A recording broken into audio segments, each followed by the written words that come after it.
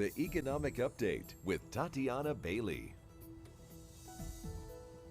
Today's Economic Update is all about the contradictory indicators of economic progress and determining which reality is actually true. Okay, so right now Dr. Bailey joins us with a breakdown of how consumers feel about the economy compared to how GDP and the stock market are doing.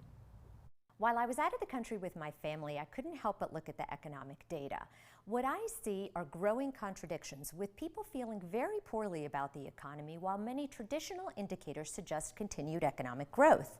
Let's break this down. Consumer sentiment is at a historic low, mostly due to continued cost of living pressures. Inflation was already high, but then the rate further increased in April to 3.8%. We know that energy prices are the main culprit, but I worry because the core inflation rate that excludes food and energy has also been increasing and now stands at 2.8%. No wonder that the Consumer Sentiment Index is now less than half of what it was pre-pandemic. And yet, two key macroeconomic indicators look good. The U.S. unemployment rate stands at 4%, while state and local rates are even lower. Similarly, GDP, which measures overall economic growth, was at a very normal 2% growth rate in Q1 of this year. The stock market is more reflective of the financial sector than the broader economy, but that too is outperforming. Which reality is true? The answer is that most people do not experience the economy through GDP or stock market reports. They experience the economy at the grocery store when they pay insurance premiums, make a car payment, pay for childcare when they try to buy a home. We are all adjusting to a new normal of permanently higher prices and interest rates since 2022. In a similar vein, the stock market has benefited a lot of Americans in the past couple of years, but it's mostly higher income households that have made meaningful wealth gains through the stock market. Another important caveat is that GDP has had huge gyrations over the past couple of years, ranging from negative 0.5% to a positive 4.4%. These wide fluctuations are unusual and mostly driven by changes in imports and exports due to tariffs, as well as AI-driven investment. As such, GDP is even further removed from the day-to-day experience of most Americans. Lastly, economic data looks backwards in time, and if I look forward,